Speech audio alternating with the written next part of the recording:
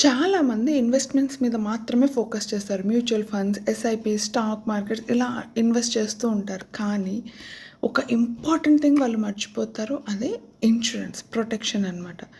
Because ఒక critical illness కానివ్వండి, అనుకోని యాక్సిడెంట్ జరగరానిది ఏదైనా జరిగినప్పుడు మీకు ప్రాపర్ ఇన్స్యూరెన్స్ కవరేజ్ లేదు, అసలు ఎలాంటి ఇన్స్యూరెన్స్ ప్రొటెక్షనే లేదు అంటే you may be forced to sell all your investments కదా! దాచిపెట్టిన డబ్బులన్నీ ఖర్చు పెట్టాల్సిన అవసరం రావచ్చు. ఒక్కసారి క్రిటికల్ ఇల్‌నెస్‌తో హాస్పిటలైజ్ అవుతే లక్షల్లో ఖర్చు అవుతుంది, రైట్? అప్పుల పాలు అవ్వాల్సొస్తుంది ఉన్న ఆస్తులు అమ్ముకొని కూడా. అండ్ ద సాడ్ పార్ట్ ఏంటి తెలుసా? మీరు ఇప్పుడు ఇన్వెస్టింగ్ స్టార్ట్ చేసినా కూడా ఒక చిన్న ఇన్సిడెంట్ చాలండి మొత్తం మళ్ళీ జీరో అయిపోవడానికి. So that's why financial planning is not just about growing money, it's about protecting it first.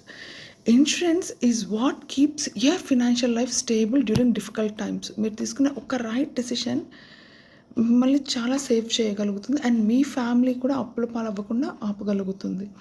So what I want to tell you is protect yourself with right term insurance, then build wealth confidently. This is Niharika, your financial advisor. Thank you for watching.